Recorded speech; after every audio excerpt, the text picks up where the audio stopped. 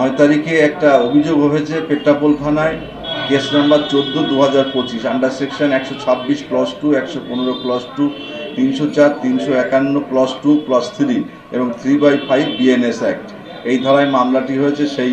মামলাটি পাওয়ার পরে পুলিশ তদন্ত শুরু করে এবং তদন্ত শুরু করে যেটা এফআইআরে জানা যায়